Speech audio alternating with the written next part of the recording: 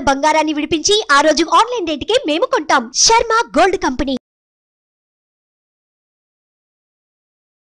అందరికీ నమస్కారం. ముందుగా ప్రేక్షకులందరికీ క్రోధినామ సంవత్సర ఉగాది పండుగ శుభాకాంక్షలు. అయితే ఉగాది పండుగ అనగానే మనందరం కూడా ఈ సంవత్సరం మొత్తం మన రాశి ఫలాలు ఎలా ఉన్నాయి, ఈ సంవత్సరంలో మనకి ఆదాయం ఎంత ఉంది, వ్యయం ఎంత ఉంది, ఇవన్నీ కూడా డీటెయిల్డ్ గా తెలుసుకోవాలని చాలా ఇంట్రెస్ట్ గా వెయిట్ చేస్తూ ఉంటాం కదా.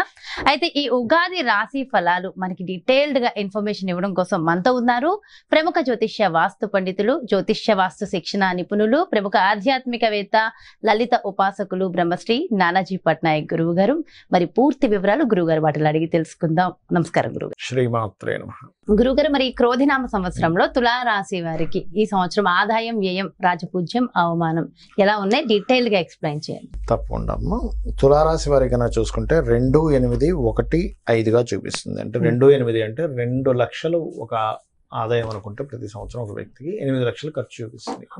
మరి ఇది ఇలాగే ఉంటుందా అంటే ఏమీ కంగారు పడక్కర్లేదు, మార్చుకోవచ్చు దీన్ని.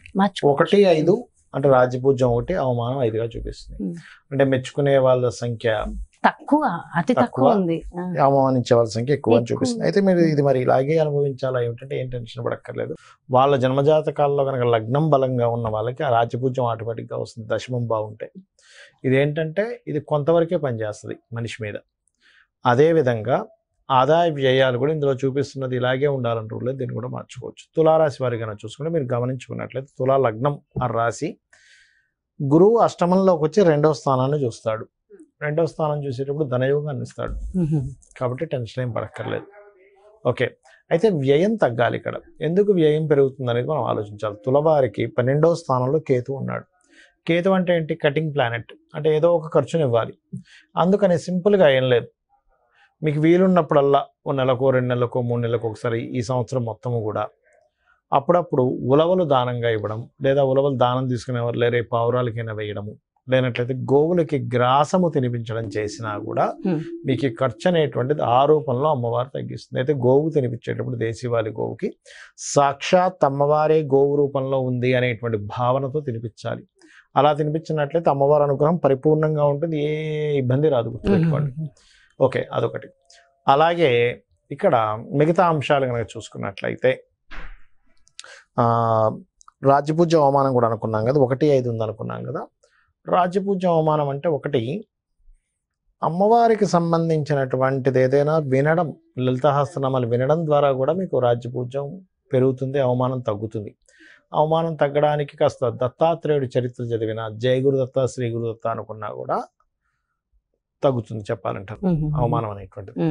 ఇక ఈ తులారాశి వారికి కనుక చూసుకున్నట్లయితే ప్రత్యేకంగా ఫైనాన్షియల్ గ్రోత్ అయితే ఉందని చెప్పి మనం చెప్పుకున్నాము. ఓకే, 7వ స్థానంలో గురువు ఉన్నాడు కాబట్టి మే వరకు సంబంధాలు ఏదైనా కుదుర్చుకున్నా మే లోపలే మీకు బాగా కుదిరేటువంటి ఆస్కారం కనిపిస్తుంది. కాకపోతే 5వ స్థానంలో శని ఉన్నందుకు కాస్త తీసుకునే నిర్ణయాలు ఆలస్యం అవుతూ ఉంటాయి. అంటే ఇప్పుడు ఎవరైనా మీ డెసిషన్ చెప్పండి అంటే రోజుల తరబడి చేసేస్తుంటాం.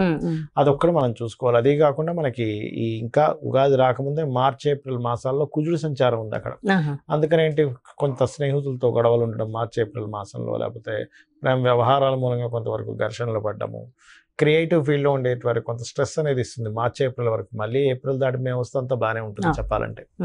అయితే మరి ఈ ఘర్షణ వాతావరణం జరగకుండా ఉండాలంటే ఇది 5వ స్థానంలో జరుగుతుంది, శని కుజుల యొక్క కలయిక అనేటువంటిది. కాబట్టి మీరు చేయవలసింది ఏమిటంటే సింపుల్గా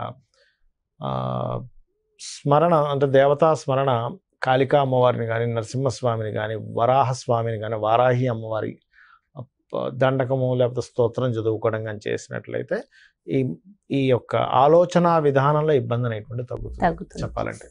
అదేవిధంగా ఉద్యోగ అవకాశాలు చక్కగా ఉంటాయి. కొత్త ఉద్యోగ అవకాశాలు, అందులో ముఖ్యంగా గవర్నమెంట్ జాబ్స్ కోసం ట్రై చేసేటువంటి వారికి ముఖ్యంగా ఈ tours and travels related and ఇట్లాంటి వాటిలో సాఫ్ట్వేర్ రంగాల్లో ఉండేటువంటి వారికి కొత్త అవకాశాలు వస్తాయి ఈ సంవత్సరం మొదట్లో. ముఖ్యంగా మొదట్లో తులారాశి వారికి బాగుందని చెప్పుకోవాలి. అయితే ప్రపంచ వ్యాప్తంగా, దేశ వ్యాప్తంగా మొత్తం ఎలా ఉండబోతుంది అంటారు ఈ సంవత్సరం? ఒకటేనమ్మా, క్రోధినామ సంవత్సరానికి అధిపతి ఎవరు, అంటే ఈ సంవత్సరానికి రాజు ఎవరు అనేటువంటి తీసుకుంటే కుజుడు అవుతాడు. కుజుడు అంటే ఫైటింగ్, గొడవలు, ఉద్యమాలు, యుద్ధాలు, వీటికి కారకుడు అనమాట కుజుడు. అందుకని అటువంటి వాతావరణం కనిపిస్తుంది. అయితే లక్కీ ఏంటంటే కాలసర్ప దోషం నుంచి గురువు బయట ఉన్నాడు, అది కొంత సేఫ్ ఇస్తుంది.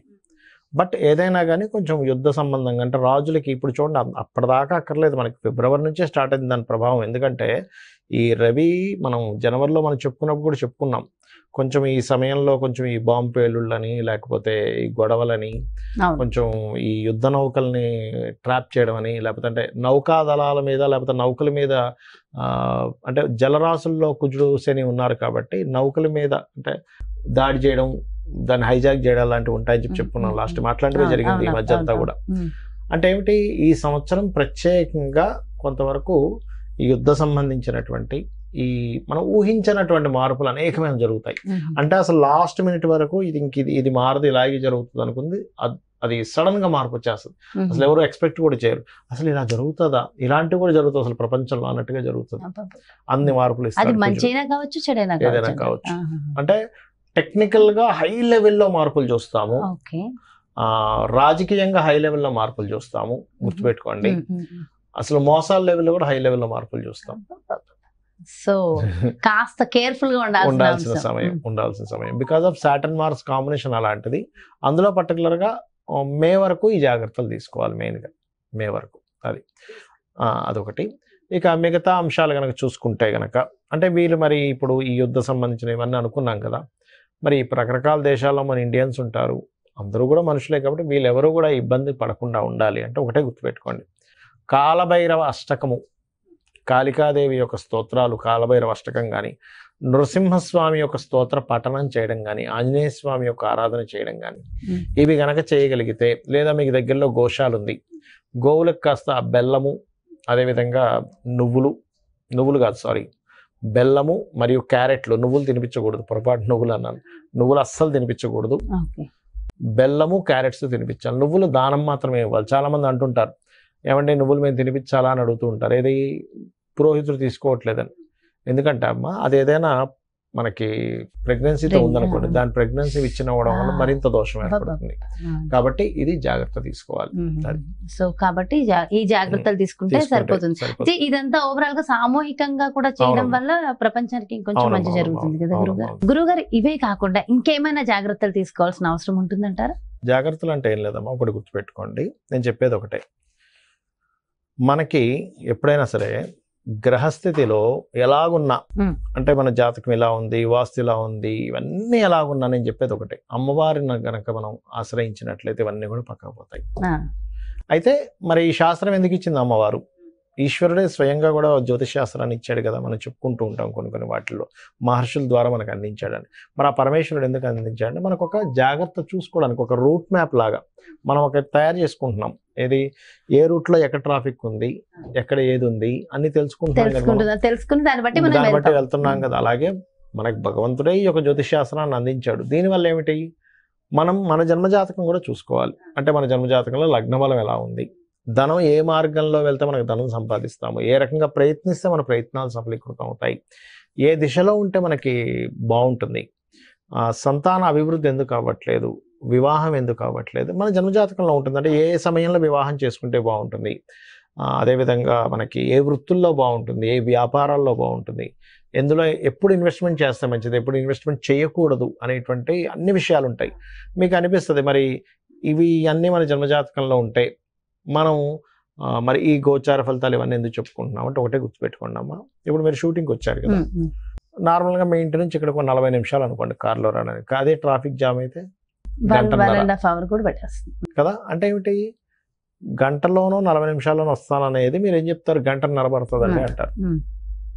అంటే మీ కారు మీరు మీ డ్రైవర్ కానివ్వండి, మీరు ఓన్గా డ్రైవ్ చేసుకున్నా మీ కారు అదే రోడ్డు అయినా కూడా మరి ట్రాఫిక్ ఉన్నప్పుడు ఏమో ఎక్కువ టైం పడుతుంది, ట్రాఫిక్ లేనప్పుడు ½ అవర్లో రాగలుగుతున్నారు. అంటే దాని అర్థం ఏమిటి, సమయం బయట ఉండే వాతావరణం కూడా మనకు సహకరిస్తేనే మనం సమయానికి వెళ్ళగలం. అలాగే గోచారం అనేటువంటిది ఏంటంటే ఇప్పుడున్న గ్రహస్థితి, ఇప్పుడుండే గ్రహస్థితి ఏ విధంగా ఉంది, పరిస్థితులు ఎలా ఉన్నాయి అనేది చెప్పేదే గోచారం. సో ఈ సంవత్సరం ఈ విషయాలు ఇలా ఉంది కాబట్టి నువ్వు ఈ రెమెడీ చేసుకో, నీ జన్మజాతకం కూడా చూసుకో, ఈ రెండు కలుపుకో. అందుకు ఇంకోటి ఏంటి, నేను ఒకటే చెప్తా, నా జాతకం ఎలా ఉంది, నా దశ ఎలా ఉంది, పాడైపోయింది ఏం పెట్టుకోకండి. అమ్మవారిని నమ్ముకోండి, అమ్మవారి అంతా దారి చూపిస్తుంది మనకి. ఎలా ఉన్నా జాతకం ఎలా ఎలా ఉన్నా కూడా, ఉన్నప్పటికీ ఎలా ఉన్నా అమ్మవారు చూపిస్తుంది. కానీ అమ్మవారి పనే నమ్మకం అది. ప్రధానం అంటారు. అమ్మని చేయి పట్టుకుంటే తిండి కొదవ ఎలా ఉండదో, అమ్మవారిని పట్టుకుంటే వాడికి దేనికి కొదవ ఉండదు. అంతే. ఎంతో చక్కగా చెప్పారు గురువుగారు. అంటే ఎంతో ఒక ధైర్యం, ఒక మోటివేషన్ అంతే కదా, మా అమ్మని పట్టుకున్నాడికి తిండి కొదవ ఉంటుందా? ఏమి ఉండదు, అమ్మాయి చూసుకుంటదండి. మరి అలాంటిది జగన్మాత అమ్మవారిని జగజ్జనని. పట్టుకుంటే, అమ్మవారిని పట్టుకుంటే దేనికి కొదవ ఉంటుంది చెప్పండి. ఎంతో ఎంతో చక్కగా, ఎంతో చక్కటి ధైర్యాన్ని స్థైర్యాన్ని అందించారు. థ్యాంక్ యూ సో మచ్ గురువు గారు. నమస్కారం. శ్రీమాత్రే నమః. సో చూసారు కదండి, మరి ఇది క్రోధి నామ సంవత్సరంలో మీ యొక్క రాశి యొక్క ఫలితాలు పూర్తిగా ఎంతో చక్కగా వివరించారు కదా గురువు గారు. మరో చక్కటి ప్రత్యేకమైన కార్యక్రమంతో మళ్ళీ మీ ముందుకు వచ్చేస్తాను. మరి అదే విధంగా మీ యొక్క జాతకానికి సంబంధించి కానీ, లేదంటే మీ ఇంటి వ్యాపార వాస్తుకు సంబంధించి కానీ గురువు గారిని సంప్రదించాలి, అపాయింట్మెంట్ కావాలి అనుకుంటే క్రింద డిస్ప్లే అవుతున్నటువంటి నెంబర్స్ కి కాల్ చేయండి. నమస్కారం. సుమన్ టీవీలో మీ పర్సనల్ అండ్ బిజినెస్ ప్రమోషన్స్ కోసం కింది నెంబర్ కి కాంటాక్ట్ చేయండి.